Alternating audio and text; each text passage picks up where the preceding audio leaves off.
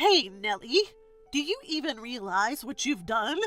How could you neglect your duties as a wife and burden Sal like this? You're the worst wife ever. I'll teach you a lesson. Mother-in-law, there's a reason I left. I don't care. We've decided to move to a brand new beautiful apartment. If you want to live with us, I'll tell you where it is. Mother-in-law probably still doesn't know the whole story. I thought this might actually work in my favor. No thanks, I'm good. Huh? My name is Nellie, a 35-year-old office worker. I've been married to Sal for 5 years. He's currently 40, so there's a 5-year age gap between us. I've always been attracted to older men, and I fell for Sal because he's so calm and kind. Our relationship progressed smoothly, and we got married. Our married life was pretty good. But a few months ago, I could see the end of our peaceful life. I've been laid off. What? Sal was suddenly laid off. The company was struggling due to an economic downturn. I never thought Sal would be laid off, especially since he worked for a major corporation. I assumed we'd continue to live comfortably on his good salary, but nothing in life is guaranteed. We were suddenly in a tight spot. I used to be a homemaker, but I decided to start working again. I reached out to the company I left when we got married, thinking they might not rehire me, but luckily, they did. Apparently, someone had just quit after giving birth. This job saved us from a total crisis. If Sal could find another job, we'd be okay. But it's tough for middle-aged men to find work. So he could only get a part-time job, earning around $700 a month. My salary isn't that high either, since I'm returning to work after 5 years. It's just enough for the two of us to get by. Hey, our rent is high. Should we move somewhere cheaper? I think it'd be better to save some money. To make our lives easier, we needed to cut our fixed costs. We used to live in a nice apartment because of Sal's high salary. But we should face reality and move to an apartment that's hundreds of dollars cheaper. However, Sal quickly shot down my suggestion. No, we're not moving. Why not? If we move to a smaller, cheaper apartment, my mom will ask why. I didn't get it. We can just tell her the truth that you were laid off and things are tough now. When I said that, Sal's face turned red and he raised his voice. Stop it! Never tell my mom I was laid off. We can pay the rent with your salary and my earnings. We're fine as we are. I was shocked and frustrated. Is his pride and reputation more important than our well-being? Even if we can barely pay the rent, we're struggling and can't save any money. That's why I suggested moving. But once Sal's mind is made up, there's no changing it. So I had no choice but to give up. Our tough days continued, and then Sal said something unbelievable to me. Hey, is this all we're having for dinner today? We used to have more dishes back in the day. Are you slacking off now that you're working? You should balance things better. I was so frustrated by my husband's words that I snapped back. Times are tough, you know. I'm doing my best with both housework and my job. We have to cut back on food expenses because someone insists on living in this place due to their pride. Or maybe you could earn more. That'd be nice. When I made that provocative remark, my husband lost it. What the hell? Don't throw that in my face. Just watch. I'll get a job at a better company and earn more than you. That's my husband getting angry like that. He can be so tedious, but if this lights a fire under him, maybe it's for the best. However, the reality was that he couldn't find a full-time job and had to settle for part-time gigs. He wasn't studying or getting any certifications. He was just working part-time. Every time he went for an interview, he felt disrespected, especially by younger interviewers. Eventually, he gave up job hunting altogether. It was disappointing, especially after he had so passionately declared he'd earn more than me. But my problems weren't just with my husband. It was my mother-in-law. Mother-in-law is the person who does not hesitate to call me even though I am at work. She had already called over 10 times just this morning. When I called her back during my lunch break, she started yelling right away. "Pick up the phone immediately when I call." "Mother-in-law, I've told you I'm at work, right? I don't care about your little job. My calls come first." Ever since my father-in-law passed away a year ago, she's been calling me incessantly.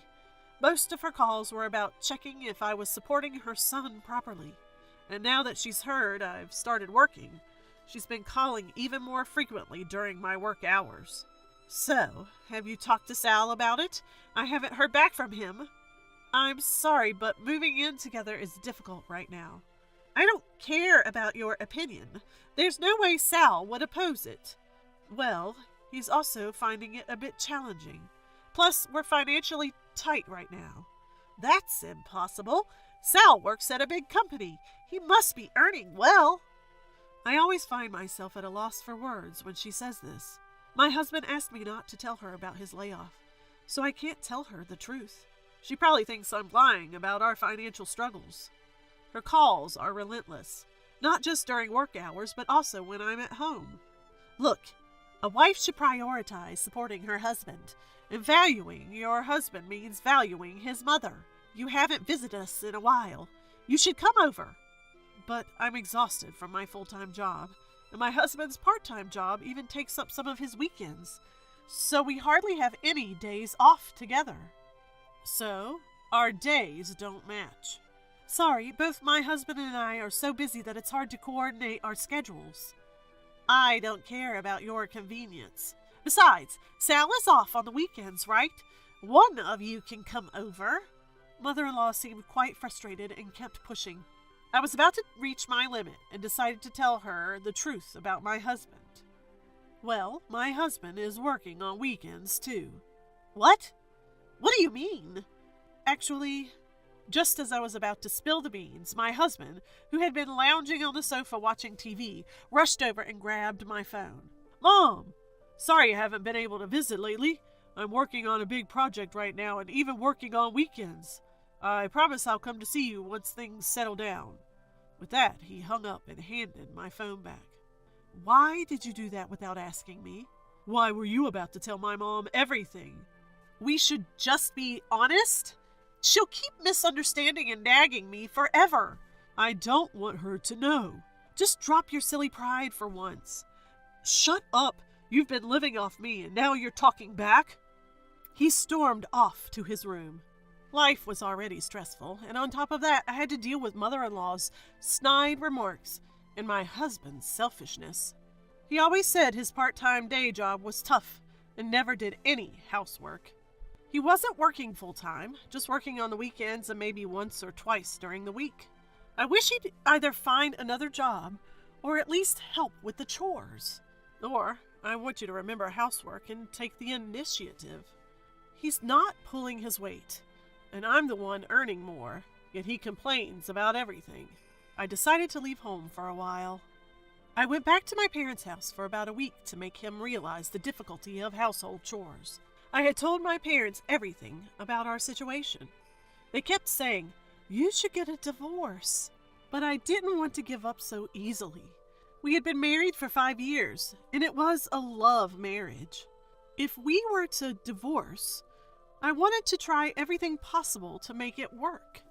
Sure enough, my husband called when I got to my parents. "Hey, when are you coming back? What about my dinner?" "I won't be back for a while. You'll have to do the chores yourself." "What? Stop joking and come back and do the chores." "No, I won't. I want you to understand how hard it is. Do all the cleaning, laundry, and cooking. You'll realize how tough it was for me to do all that while working." I hung up. He called several times, but I ignored them all. Life at my parents' was so comfortable. Chores were divided among the 3 of us, and my mom cooked delicious meals, saying, "You must be tired." It felt so good to have meals served without doing anything. I stayed at my parents' for about a week. I wanted to stay longer, but my workplace was far from my parents, and I thought my husband might have realized the difficulty of household chores by now. I returned home after a long time. I was worried the house might be a mess, but it was cleaner than I expected. However, something felt off. Could it be? I checked my husband's room and noticed his clothes and suitcase were missing. He must have gone to mother-in-law's. I called him. "What do you want now?" "Where are you?" "At my parents' house." "You didn't go there right after I left, did you?" "That's right." "What are you thinking? That defeats the purpose." "It's your fault for leaving in the first place. I'm angry. I'm not coming back." "What do you mean?" "I'm going to live with my mom." "You're moving back home?" "No, we rented a new apartment and moved in." "What?" I was confused. As I was searching for words, the voice on the phone changed. "Hey, Nellie, do you realize what you've done? How dare you abandon your duties and burden Sal? You're the worst wife ever. I'll teach you a lesson." "Look, mother-in-law, I had my reasons for leaving." "I don't care. We've moved to a new, beautiful apartment. You want to join, right? If you agree to live with us, I'll tell you where it is." She probably didn't know anything. I thought this might work to my advantage. "No, thanks." "What?" She was taken aback by my quick refusal. "So I won't be coming." "You mean you'll live alone? You've been relying on Sal. You can't survive on your own." "Don't worry. I earn enough to live by myself. If we're not living together, there's no need for us to be married. So I'll divorce him." "What?" Both mother-in-law and my husband sounded shocked. "Wait, Nellie, we don't need a divorce." "I can't continue this marriage. I want to get away from a useless husband like you."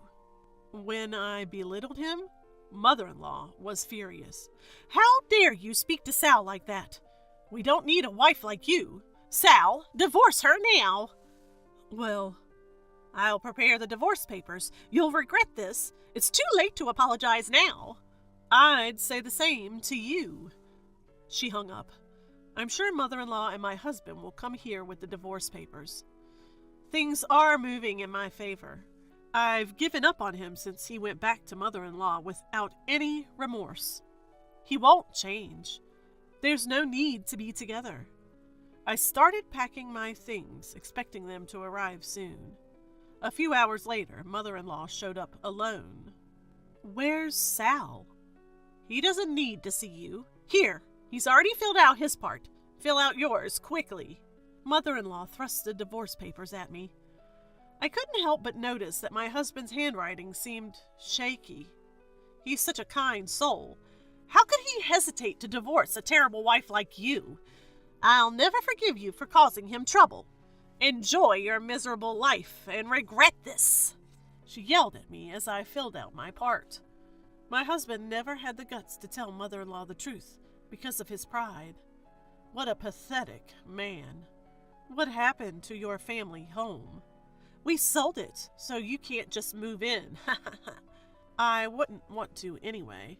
"How much did you sell it for? It was pretty old." "That's none of your business, but I'll tell you anyway." "We sold it for about $50K. Not a huge amount, but it helps. Sal will cover the rent for our new apartment." "Really? I'm surprised he passed the credit check." "What are you talking about? Sal earns a good salary, of course he passed." "Did you put that $50K into Sal's account?" "Why?" "Oh, you figured it out. But who cares? Stop prying. It's clear you're still hung up on him. But it's too late." "It's fine. I'll file the divorce papers." She stormed off huffing and puffing. I was thrilled to finally be free from them. I packed the rest of my things, moved them to my parents' house, and then found an apartment for myself. I cleverly provoked mother-in-law so I didn't have to split any assets. "You think I'd give you any of Sal's precious assets?" Remembering my husband's pale face during the asset division discussion still makes me laugh. 2 years later, I got a call from an unknown number one morning. I wonder who it is in the morning hours before going to work. Thinking it might be work-related, I answered. It was mother-in-law. Ah, Nellie, please help. Mother-in-law, I don't think you should be calling me. We're strangers now. Don't say that. I'm in trouble. Let me guess. You can't pay the apartment rent and you've run out of savings. How did you... You never knew about his restructuring, did you? You knew? Yes. I tried to tell you many times, but Sal always stopped me. I'm so sorry, Nellie. Can you come back? No. He never tried to change, no matter how much I told him. And you always bullied me. I don't want to be with people like that ever again. Please, I'm at my wit's end. We don't even have food. According to mother-in-law, my husband kept up appearances, never revealing his restructuring. He paid the rent from the $50,000 mother-in-law got from selling the house. He also splurged occasionally, fearing mother-in-law would get suspicious if he didn't. Living like that, the $50,000 disappeared in no time, and it seems they're now broke. You brought this on yourselves. Why not let go of your pride, move to a cheaper apartment, and live modestly? I didn't expect this. I thought my talented son would support me, and I'd have a comfortable retirement. Mother-in-law sobbed. I quietly hung up and blocked her number. Just to be safe, I also filed a restraining order and made sure I could report any issues immediately. Honestly, both mother and son only think about relying on others. I'll use them as a cautionary tale and strive to be independent. With that thought, I refocused on the task at hand.